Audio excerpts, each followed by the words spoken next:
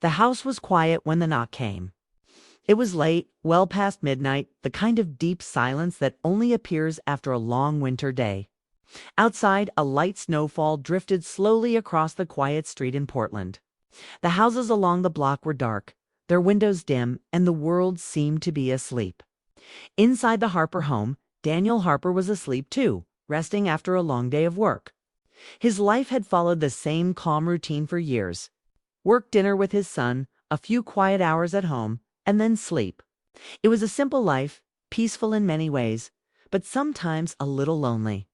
At exactly 12:17 a.m., 3 soft knocks broke the silence. Daniel stirred slightly in bed, unsure if he had dreamed the sound. For a moment he lay still, listening to the quiet house. Then the knock came again, gentle, careful, almost nervous.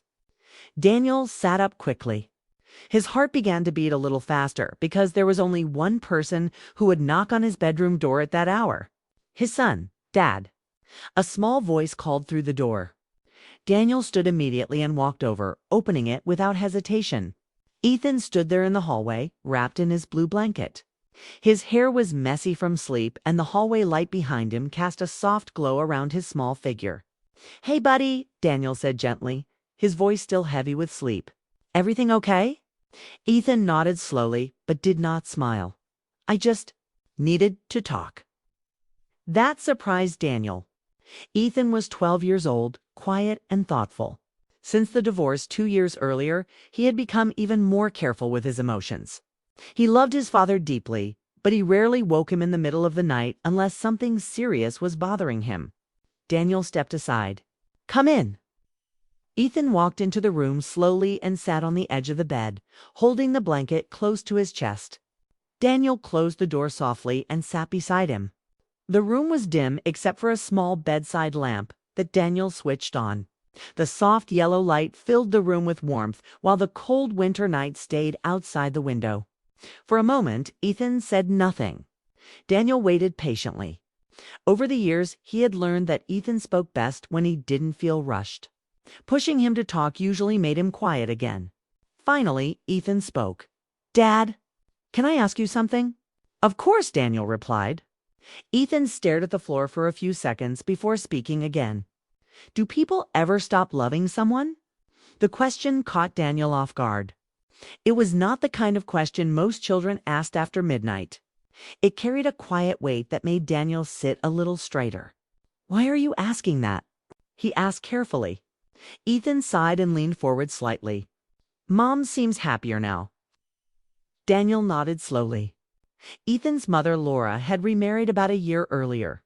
Her new husband, Mark, was kind and respectful, and Ethan spent some weekends at their home across town.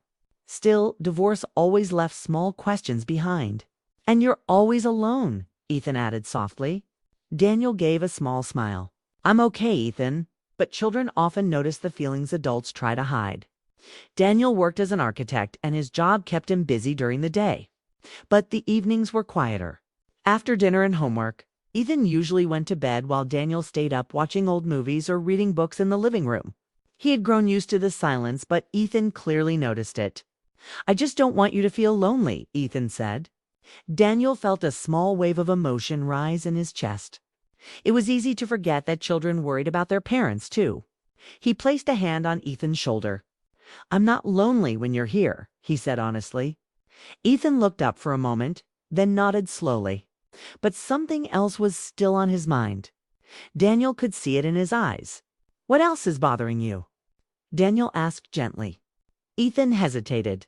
"Someone came to the house today." Daniel frowned slightly. "Someone?" Ethan nodded. "A lady." Daniel tried to remember if anyone had mentioned visiting. The mail carrier, a neighbor, or someone from work perhaps. But nothing came to mind. "What did she want?" he asked. Ethan shifted on the bed.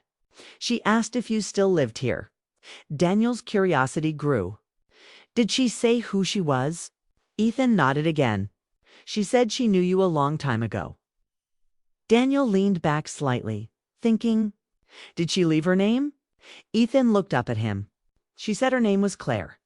The name hit Daniel like a quiet echo from the past. Claire Bennett. For a moment, Daniel didn't speak, his mind filled with memories he had not visited in many years. College days filled with laughter, long walks through the campus park, late-night coffee shops, and dreams about the future. Claire had been his first real love. They had met when they were both young, hopeful, and certain that life would follow the plans they made together. But life had its own plans. After college, Claire moved to another state for her career, while Daniel stayed in Oregon for his architecture job. Distance slowly changed their relationship, and eventually they went separate ways. They both married other people. Years passed. Daniel had not seen her in almost 15 years. He slowly looked back at Ethan. What did she say exactly? Ethan thought for a moment. She smiled a lot, he said. She seemed nice. Daniel couldn't help but smile faintly. That sounded like Claire. She said she might come back tomorrow. The room became very quiet. Outside the window, the snow continued to fall gently onto the empty street. Everything felt calm, but inside Daniel's mind, thoughts moved quickly. Why would Claire suddenly appear after so many years? Was it just coincidence? Or something more? Ethan studied his father carefully. You look different when I said her name, he said. Daniel blinked. Different? Ethan nodded. Like you remembered something important. Daniel laughed softly, though the feeling inside him was deeper than he expected. Maybe I did. Ethan leaned back slightly, thinking, was she your friend? Daniel considered the question. Yes, he said finally. A very important friend. Ethan seemed satisfied with that answer for the moment. After a few minutes, the quiet of the night began to return. Ethan looked tired again, the late hour catching up with him. He leaned against his father's shoulder. Dad? Yeah. Maybe people don't stop loving someone. Daniel looked down at him. What do you mean? Ethan shrugged slightly. Maybe they just wait a long time. Daniel didn't answer right away. Sometimes children said simple things that carried surprising wisdom. He wrapped an arm around Ethan and let him rest there for a while. Eventually, Ethan's breathing slowed and he fell asleep beside him on the bed. Daniel carefully laid him down and covered him with a blanket. But Daniel did not sleep. He sat quietly in the dim light, thinking about the past he believed was finished. Claire Bennett. The name alone stirred memories of laughter, dreams, and a version of himself that once believed life would unfold perfectly. He wondered what her life had been like all these years. He wondered why she had come looking for him now. Outside, the snow continued falling until the street was completely white. Morning eventually came, bringing a pale winter sun and a new day. Daniel went to work as usual, but his mind kept drifting back to the same question. Would she really come back? All day, he found himself distracted. When evening finally arrived, Daniel returned home, cooked dinner with Ethan, and tried to focus on their usual routine. But both of them seemed to be waiting for something. The sky slowly turned dark outside the window. The house grew quiet again. Then, just as the last light of the day faded behind the rooftops, the doorbell rang. Daniel froze for a moment. He didn't need to look through the window. Somehow he already knew who was standing on the other side of the door. Daniel stood still for a moment after the doorbell rang. The sound echoed softly through the quiet house, but inside him it felt loud and urgent. He wiped his hands on a kitchen towel, trying to calm the sudden nervous energy rising in his chest. Ethan looked up from the living room couch, curiosity bright in his eyes. Are you going to open it? Ethan asked. Daniel nodded, though his steps felt heavier than usual as he walked toward the door. Years of routine had made his life predictable, and this moment felt like stepping into something unknown. He opened the door. Claire Bennett stood on the porch, snowflakes resting lightly on her coat. The porch light framed her face, and for a second Daniel felt as if time had folded in on itself. She looked older, of course. So did he. But her warm expression was the same one he remembered from years ago. Hi, Daniel, she said gently. Her voice carried familiarity, calm and kind. Hi, Claire, he replied, almost surprised by how natural it felt to say her name again. They stood there for a brief moment, both smiling politely, both clearly aware of the long history between them. Claire held a small paper bag in her hands. "I brought cookies," she said with a soft laugh. I wasn't sure if that was strange, but it felt less awkward than showing up empty-handed. Daniel smiled and stepped aside. "Come in. It's cold out there." She walked into the house slowly, glancing around with quiet interest. Family photos lined the wall, pictures of Ethan growing up, school events, vacations, small moments captured over the years. The home felt warm, lived in, and peaceful. "It's a beautiful place," she said. "Thank you," Daniel replied.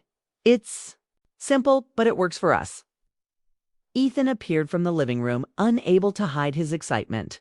"You came back," he said. Claire laughed warmly. "I promised I might." Ethan introduced himself again, even though they had already met briefly the day before. Claire spoke with him easily, asking about school and his favorite hobbies. Daniel watched the interaction quietly, surprised at how quickly the atmosphere relaxed. There was no awkwardness, no forced conversation. It felt natural, almost familiar. They moved into the kitchen, where Daniel poured coffee while Claire placed the cookies on a plate. Snow continued falling outside, tapping gently against the windows. So Daniel said carefully, "What brings you back to Portland?" Claire wrapped her hands around the warm mug before answering. "My sister lives nearby," she said. "I came to help her move. And while I was here, I started thinking about old friends." Daniel nodded slowly. He sensed there was more to the story, but he allowed her to continue at her own pace. "My life changed a few years ago," she added quietly. "My husband passed away after a long illness." Daniel's expression softened. "I'm sorry, Claire." She gave a small, appreciative smile. "Thank you. It was a difficult time, but it also made me rethink many things. I realized how fast life moves, and how easy it is to lose touch with people who once mattered deeply." Her words hung gently in the air. Daniel understood that feeling. After his divorce, he had focused only on moving forward, rarely looking back. "I didn't know if you'd even want to see me," Claire admitted, "but I thought I'd regret it if I didn't try." "I'm glad you did," Daniel said honestly. The conversation flowed more easily after that. They spoke about careers, family, and the years that had shaped them into different versions of their younger selves.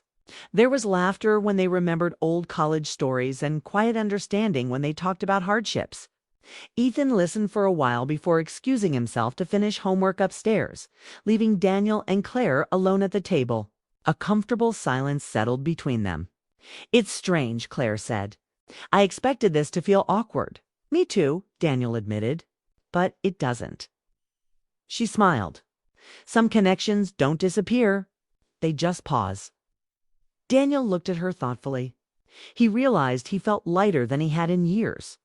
Not because the past had returned, but because talking to someone who knew his younger self reminded him of parts of his personality he had forgotten. Claire stood and walked toward the living room, stopping to look at a framed photo of Daniel and Ethan at the beach. "You're a good father," she said softly. Daniel joined her. "I try. He helped me get through some hard years." Claire nodded. "Children have a way of doing that." Time passed quickly. Outside, the snowfall slowed, leaving the neighborhood quiet and glowing under streetlights. Eventually, Claire picked up her coat. "I should go," she said. "I don't want to keep you up too late." Daniel walked her to the door. For a brief moment, neither spoke. The air felt full of unspoken thoughts. "I'm really glad you came," he said. "So am I," she replied. She hesitated before opening the door. "I don't want to complicate your life, Daniel. I just wanted to reconnect." He considered her words carefully. For years, he had avoided emotional risks, choosing safety and routine instead. But standing there now, he realized something important. Life rarely offered second chances so gently. "Would you like to come for dinner tomorrow?" he asked. "Nothing formal. Just us." Claire's expression brightened with genuine surprise. "I'd like that," she said. She stepped outside, the cold air rushing in briefly before the door closed behind her. Daniel watched through the window as she walked down the snowy path, her figure slowly disappearing into the quiet street. He felt different. Not overwhelmed, not confused, just awake in a way he hadn't felt for a long time. Behind him, Ethan appeared in the hallway, rubbing his eyes sleepily. "So," Ethan asked. Daniel smiled. "So, she's nice." Ethan grinned. "I knew it." Daniel laughed softly. "You should be asleep." Ethan shrugged. "I just wanted to see if you were smiling." Daniel realized he was. Ethan leaned against the wall thoughtfully. "You look happier." Daniel paused, considering the truth of that statement. Happiness hadn't arrived suddenly or dramatically. It felt quieter than that, like a window opening after a long winter. "Maybe I am," he admitted. Ethan nodded, satisfied, and headed back to bed. Later that night, Daniel sat alone in the living room, but the silence no longer felt heavy. Instead, it felt peaceful, filled with possibility rather than emptiness. He thought about how life rarely followed perfect plans. Relationships ended, paths changed, and years passed quickly. Yet sometimes people reappeared at exactly the right moment, not to recreate the past, but to build something new with the wisdom time had given them. The next evening arrived faster than expected. Daniel and Ethan prepared dinner together, laughing as they cooked. The house felt warmer, filled with anticipation rather than routine. When the doorbell rang again, Daniel opened it without hesitation. Claire stood there smiling, carrying nothing this time except herself. Dinner was simple but joyful. Conversation flowed easily between all three of them. Ethan shared stories from school. Claire laughed often.